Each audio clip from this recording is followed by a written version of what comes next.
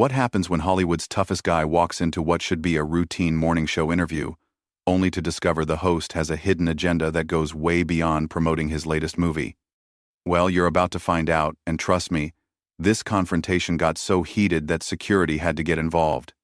But before we dive into this explosive showdown, make sure you hit that subscribe button and let me know in the comments what you think really went down behind the scenes. The morning started like any other at the Good Morning America studios in Times Square. Sylvester Stallone had arrived early, dressed in his signature black leather jacket, looking every bit the action hero even at 77 years old. His publicist had briefed him on what to expect, a light conversation about his upcoming film, maybe some nostalgia about Rocky and Rambo, the usual promotional circuit stuff. What nobody anticipated was that George Stephanopoulos had spent the previous evening digging through old interviews and controversial statements, preparing what he clearly saw as his moment to play hardball journalist rather than morning show host.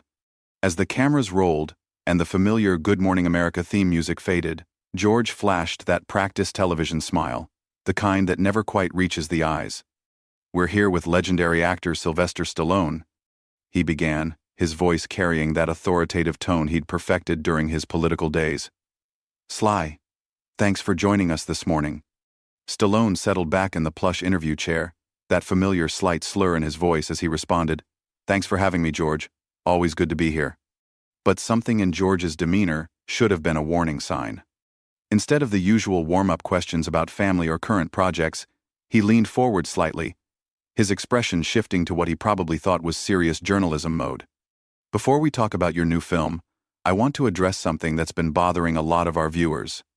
You've made some pretty strong political statements over the years, and frankly, some people are questioning whether Hollywood stars should be using their platforms to influence political discourse." The question hung in the air like a challenge. Stallone's expression didn't change immediately, but those who knew him well would have recognized the slight tightening around his eyes, the way his jaw set just a fraction more firmly. This wasn't what they'd discussed in the pre-interview. "Well, George," Stallone said, his voice still measured, but with an edge creeping in, "last time I checked, this was still America, and Americans have the right to express their opinions. That includes actors, journalists, and even former political operatives turned morning show hosts." The dig about George's political background was subtle but unmistakable. George's smile faltered for just a moment before he pressed on, clearly determined to pursue whatever angle he'd planned. "But don't you think there's a responsibility that comes with fame? When you speak, millions of people listen. Shouldn't you be more careful about the messages you're sending?" Stallone shifted in his chair, and now there was no mistaking the irritation in his voice. "Careful about what exactly? About speaking my mind? About loving my country? I've been in this business for 50 years, George, and I've never pretended to be anything other than what I am. If that bothers some people, well, that's their problem, not mine." The tension in the studio was becoming palpable. The camera operators exchanged glances, and in the control room, producers were starting to shift uncomfortably in their seats. This was supposed to be a promotional interview, not a political debate. George, however, seemed energized by the conflict. Perhaps he thought he was channeling his old political instincts, or maybe he genuinely believed he was doing important journalism. Either way, he doubled down. "I'm just saying that with great power comes great responsibility, and your platform gives you enormous power to influence people's thinking." "Did you just quote Spider-Man at me?" Stallone asked, and for a moment, there was genuine disbelief in his voice. "George, I came here to talk about my movie, to maybe share some stories that would entertain your audience. I didn't come here to be lectured by someone who spent years spinning stories for politicians about how I should use my voice." The reference to George's past as a political strategist and White House communications director clearly struck a nerve. George's professional composure slipped noticeably, his voice taking on a sharper edge. "I think that's a little unfair, Sly. My background gives me insight into how public messaging works, and I'm just suggesting that maybe, just maybe, you should think before you speak." "Think before I speak?" Stallone repeated, his voice rising slightly. The famous Stallone temper, usually kept well in check during public appearances, was starting to show. "Let me tell you something about thinking before you speak, George. I've been thinking about what I want to say for 7 decades. I've earned the right to speak my mind through hard work, through creating characters that inspired people, through entertaining millions of families. What gives you the right to sit there and tell me I should think before I speak? The studio audience, which had been expecting a lighthearted interview, was now witnessing something entirely different. Some looked uncomfortable, others seemed fascinated by the unfolding drama. The producers in the control room were frantically trying to decide whether to cut to commercial or let this play out. George, perhaps realizing he'd pushed too far but unable to back down gracefully, tried a different approach. Look, I'm not trying to attack you personally. I'm just asking the questions that I think our viewers want answered. There's been criticism of some of your recent statements, and I think people deserve to hear your response. What criticism? Stallone demanded. From who? From Twitter? From bloggers who've never created anything in their lives? From political pundits who change their opinions based on polling data? You want to talk about thinking before speaking, George? Maybe you should have thought about what this interview was supposed to be about before you decided to turn it into some kind of political ambush. The word ambush hung in the air, and suddenly everyone in the studio understood that this had moved far beyond a normal interview tension. This was personal now, and Stallone was not backing down. George's face was flushed now, his carefully maintained television persona cracking under the pressure. It's not an ambush to ask legitimate questions about public statements. That's called journalism, something you might not understand given your background in, well, punching people on screen. The insult was delivered with George's trademark smile, but it was clearly meant to wound. The suggestion that Stallone was somehow intellectually inferior, just a dumb actor who pretended to fight for a living, was precisely the kind of Hollywood condescension that had always infuriated the Philadelphia-born actor who'd fought his way up from poverty. Stallone's response was immediate and cutting. Punching people on screen, huh? Well, at least when I punch someone, the audience knows it's fiction. When you were spinning stories in Washington, people thought they were getting the truth. Which one of us was really fooling people, George? The studio fell silent, except for the low hum of the cameras still rolling. George's mouth opened slightly, as if he was about to respond. But no words came out immediately. In that moment of silence, both men seemed to realize that they'd crossed a line that couldn't be uncrossed. The silence stretched for what felt like an eternity, but was probably only 3 or 4 seconds. In television time? That's a lifetime. George's face had gone from flushed to pale, his carefully styled hair looking slightly disheveled despite not having moved. The comment about spinning stories in Washington had hit exactly where Stallone intended it to hit, right at George's professional credibility and personal pride. When George finally found his voice again, it was different. Gone was any pretense of the friendly morning show host, replaced by something much colder and more calculating. I think you're being incredibly unfair, and frankly, disrespectful to our audience. People tune in to Good Morning America because they trust us to ask the hard questions, not to serve up softball interviews that are basically just advertisements for your movies. Stallone leaned back in his chair, but it wasn't a relaxed posture. It was the movement of someone getting ready to spring into action, like a boxer assessing his opponent between rounds. Hard questions? George, you want to ask hard questions? Here's a hard question for you. When you were working in the White House, spinning stories and manipulating the media, did you ever think about the responsibility that came with that platform? Or were you too busy trying to control what people thought to worry about telling them the truth? The attack was surgical and devastating.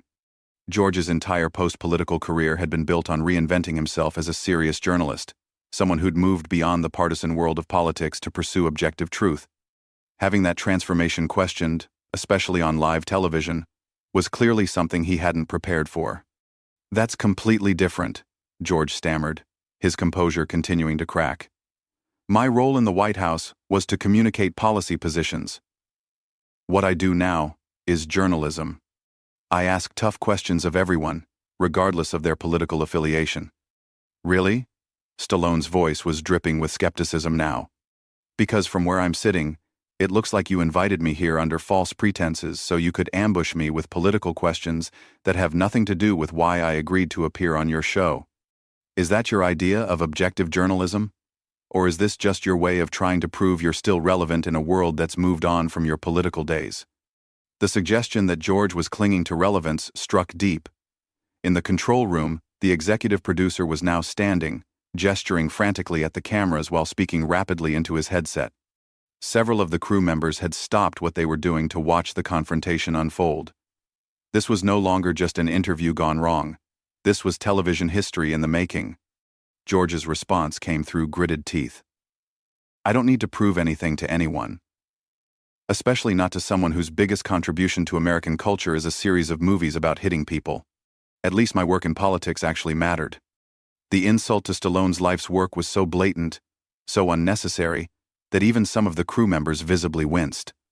George had just dismissed not only Rocky and Rambo, but decades of work that had inspired millions of people around the world. He'd attacked the very foundation of Stallone's identity and career. Stallone's voice dropped to almost a whisper, but somehow it carried more menace than if he'd been shouting. "Movies about hitting people? Is that what you think Rocky was about? A movie about hitting people?" Rocky was about a guy from Philadelphia who got one shot to prove he belonged, who went the distance when everyone said he couldn't close. It was about hope, about dignity, about never giving up even when the world counts you out. Millions of people found inspiration in that story, George. They found courage. What exactly has your career inspired people to do? Lie better? Spin the truth more effectively? George realized he'd made a critical error. But instead of backing down, he doubled down with the desperation of someone who knows he's losing badly. "Don't lecture me about inspiration. At least my work was in the real world, dealing with real issues that affect real people's lives. You make fantasy movies for entertainment." "Fantasy?" Stallone's voice rose again, and now there was genuine anger in his tone. "You think the struggles that Rocky went through were fantasy? You think the guys coming back from Vietnam who saw themselves in Rambo were watching fantasy? These characters meant something to people because they represented something real, something true about the human spirit. What was real about the stories you told in Washington, George? What was true about the spin you put on policies that affected millions of lives?" The studio audience was completely silent now, some looking back and forth between the two men like they were watching a tennis match, others appearing genuinely uncomfortable with the level of animosity on display. Several audience members had their phones out, undoubtedly recording what they sensed was something extraordinary. George's media training kicked in, and he tried to regain control of the situation by redirecting. "Look, we're getting off track here. I'm not trying to attack your movies. I'm trying to have a serious conversation about the responsibility that comes with celebrity, and you're making this personal." "I'm making this personal?" Stallone's laugh was harsh and completely without humor. "George, you started this conversation by questioning my right to have opinions. You continued it by dismissing my work as just punching people on screen. And now you want to lecture me about making things personal? You made this personal the moment you decided to use this interview to grind some political axe instead of doing what you told my people you were going to do." The mention of what had been promised versus what was being delivered clearly struck a nerve with George, who knew that ambushing guests was a violation of the basic trust that makes television interviews possible. His response was defensive and telling. "Sometimes in journalism, you have to follow the story where it leads, even if that makes people uncomfortable." "Follow the story where it leads?" Stallone repeated incredulously. "What story, George? The story of a 77-year-old actor who has the audacity to have opinions about his own country? The story of someone who worked his way up from nothing and thinks he's earned the right to speak his mind? Or is this the story of a former political operative who's trying to prove he's a serious journalist by attacking guests who can't fight back because they're trapped in your studio?" The phrase, "trapped in your studio," seemed to crystallize something for both men. Stallone looked around at the cameras, the crew, the audience, all watching this confrontation unfold, and his expression hardened even further. George followed his gaze and seemed to realize for the first time how this was all playing out, how he looked to the viewers at home. "Nobody's trapped here," George said, but his voice lacked conviction. "This is a conversation between two adults about important issues. Nobody's trapped here. A conversation?" Stallone stood up from his chair, the movement sudden and dramatic enough that several crew members took an involuntary step back. "George, this stopped being a conversation about 20 minutes ago. This became an interrogation. And I've got news for you. I didn't come here to be interrogated by someone who thinks his political background gives him the right to question my patriotism or my right to have opinions. Standing, Stallone looked even more imposing than he had sitting down. Even at 77, he carried himself with the physicality of someone who'd spent decades staying in fighting shape, and his presence seemed to fill the small interview area. George, still seated, suddenly looked very small in comparison. "Sit down, Sly," George said, trying to reassert some authority. "We're not finished here." The words were barely out of his mouth before Stallone responded, his voice carrying a finality that everyone in the studio could hear. "Yeah, George. We are." The declaration that they were finished hung in the air like a gauntlet thrown down. George, still seated and looking up at the towering figure of Stallone, made what would prove to be his final and most catastrophic mistake of the interview. Instead of accepting the clear signal that this had gone too far, instead of trying to salvage what remained of the situation, he chose to escalate one more time. "You don't get to decide when we're finished," George said, his voice taking on an imperious tone that seemed to forget he was dealing with someone who'd spent decades refusing to back down from fights, both on-screen and off. "This is my show, this is my studio, and you agreed to be here. So sit down, and let's finish this conversation like adults." The words were barely out of his mouth before everyone in the studio realized he'd made a terrible error in judgment. Stallone's expression shifted from anger to something much more dangerous, the kind of cold fury that had made his screen characters so compelling. When he spoke, his voice was quiet, controlled, but filled with an unmistakable menace. "Your show? Your studio?" He took a step closer to George's chair, not threatening exactly, but definitely imposing. "Let me tell you something about your show, George. I've been making movies since before you knew what a television camera was. I've been entertaining people, inspiring people, giving them characters they could believe in while you were learning how to lie professionally in Washington. And now you think you can sit there in your little chair and tell me what I can and can't say when I can and can't leave?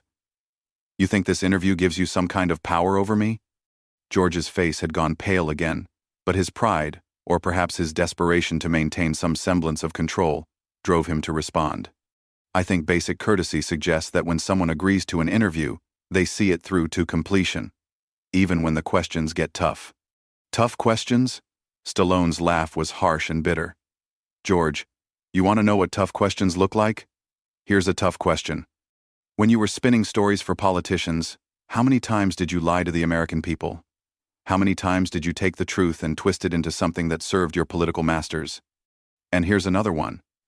When you transitioned from politics to journalism, did you actually learn how to tell the truth? Or did you just get better at hiding the lies?" The accusation of lying, delivered with Stallone's trademark intensity, seemed to break something in George. His careful television persona completely cracked, and what emerged was something uglier, more desperate. "How dare you question my integrity? I've been doing journalism longer than you've been making your mindless action movies. At least my work requires intelligence, not just the ability to grunt and flex for the cameras." The insult was so blatant, so unprofessional, that several crew members gasped audibly.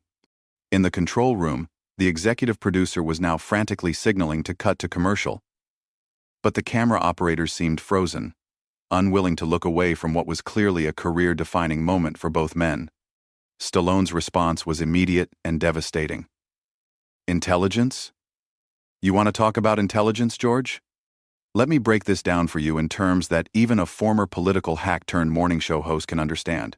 You invited me here under false pretenses. You ambushed me with political questions that had nothing to do with why I agreed to appear. You insulted my work, questioned my right to have opinions, and now you're trying to keep me here against my will while you continue your little power trip, and you think that demonstrates intelligence?" He paused, looking around at the cameras, the crew, the audience, all watching this confrontation with rapt attention. "You know what intelligence would have looked like, George? Intelligence would have been doing the interview you promised to do. Intelligence would have been treating your guest with respect. Intelligence would have been remembering that people tune into morning television to be entertained and informed, not to watch some washed-up political operative try to relive his glory days by attacking movie stars." The phrase, washed-up political operative, hit George like a physical blow. His face contorted with rage, and when he spoke, his voice was shaking with fury. Washed up? I've forgotten more about journalism and politics than you'll ever know about anything other than pretending to be tough on camera. You're nothing but a muscle-bound has-been who peaked 40 years ago with a movie about a loser boxer. The moment the words left his mouth, George seemed to realize he'd gone too far. But it was too late. Calling Rocky a movie about a loser boxer wasn't just an insult to Stallone personally, it was an attack on something that millions of people around the world held dear, a character that had become an icon of perseverance and hope. Stallone's voice dropped to barely above a whisper, but it carried to every corner of the studio. A loser boxer. You just called Rocky Balboa a loser boxer. He shook his head slowly, as if trying to process the enormity of what he'd just heard. George, that movie wasn't about boxing. It was about a guy who got one shot to prove he belonged, who refused to quit even when everyone said he should. It was about dignity, about self-respect, about going the distance when the whole world counted you out, and you just called him a loser. The studio was completely silent now, except for the low hum of the cameras and equipment. Everyone present seemed to understand that they were witnessing something extraordinary. A moment when careful media management and professional courtesy had completely broken down, revealing something raw and human underneath. You know what, George? Stallone continued, his voice still quiet but carrying absolute finality. You're right about one thing. This is your show. And this is your studio. But I don't have to stay here and listen to someone who's never created anything meaningful in his life, insult work, that's inspired millions of people around the world. I don't have to sit here while some former political spin doctor lectures me about responsibility and integrity. He started to remove the small microphone clipped to his jacket, the gesture somehow more dramatic than any screen exit he'd ever performed. You want to finish this interview so badly? Go ahead. Finish it by yourself. Talk to the cameras about how tough your questions were, about how you really showed that muscle-bound has been who's boss. I'm sure your audience will be fascinated. George, perhaps realizing how catastrophically this had all gone wrong, tried one last desperate attempt at control. You can't just walk out. We have a contract. We have commitments. Stallone stopped removing his microphone and looked directly at George with an expression of complete contempt. A contract? You want to talk about contracts, George? The contract was for a promotional interview about my movie. What you delivered was a political ambush designed to embarrass me on national television. You violated the spirit of that contract the moment you decided to turn this into your personal vendetta against anyone who doesn't think the way you think they should. He finished removing the microphone and dropped it onto the small table between their chairs, the small thud somehow carrying enormous symbolic weight. As for commitments, my commitment was to be professional, respectful, and entertaining for your audience. Your commitment was supposed to be the same. Which one of us lived up to their commitments, George? The question hung in the air as Stallone turned toward the edge of the interview area. That's when George made his final, fatal error. Standing up quickly from his chair, he reached out and grabbed Stallone's arm, trying to physically prevent him from leaving. You're not going anywhere until we finish this, George said, his voice desperate and commanding at the same time. The physical contact was like touching a live wire. Stallone spun around, his face a mask of controlled fury, and looked down at George's hand on his arm, then up at George's face. When he spoke, his voice was deadly calm. Take your hand off me. Now. George, perhaps not fully comprehending the situation he'd created, maintained his grip. We're going to finish this interview like professionals. What happened next was swift and decisive. Stallone didn't strike George, didn't physically retaliate in any way that could be construed as assault. Instead, he simply shrugged his arm free with the casual strength of someone who'd spent decades in physical conditioning, the movement so effortless that George stumbled backward into his chair. Security?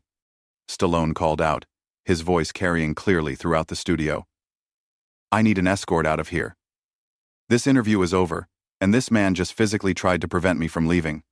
The word security seemed to break the spell that had held the entire studio frozen. Suddenly, everyone was moving at once. Security guards appeared from the wings, the executive producer emerged from the control room, and several crew members stepped forward as if to intervene, though none seemed quite sure what they should be intervening in. George, still seated in his chair where he'd stumbled, looked around wildly as if trying to understand how everything had gone so wrong so quickly. "This is ridiculous," he said, his voice cracking slightly. "He can't just leave in the middle of an interview." One of the security guards, a large professional-looking man who'd clearly dealt with difficult situations before, approached Stallone respectfully. "Mr. Stallone, is there a problem here?" "The problem," Stallone said, his voice calm and controlled again, "is that I was brought here for a promotional interview and instead was subjected to a political ambush by someone who seems to think his background in government gives him the right to interrogate guests and then physically restrain them when they try to leave."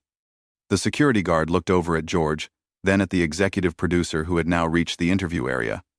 The producer, a woman in her 50s who'd clearly been in television long enough to recognize a disaster when she saw one, spoke quietly to the security guard, then approached Stallone.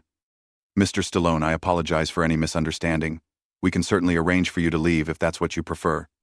"That's exactly what I prefer," Stallone replied. "And I think your viewers deserve to know that this is what passes for journalism at Good Morning America now. Ambush interviews and physical intimidation when guests don't cooperate with the host's political agenda." As the security guards began to escort Stallone toward the exit, George called out desperately from his chair. "This is exactly what I was talking about. You can't handle tough questions, so you run away like a coward." Stallone stopped walking and turned back one final time. The look he gave George was filled with something approaching pity mixed with disgust. "A coward, George? You know what takes courage? Creating something that matters to people. Building characters that inspire hope and determination. Standing up for what you believe in, even when it's not popular. You know what doesn't take courage? Hiding behind a television camera while you attack guests who can't fight back on equal terms." He paused, looking directly into the main camera, as if addressing the viewers at home. "And you know what really doesn't take courage?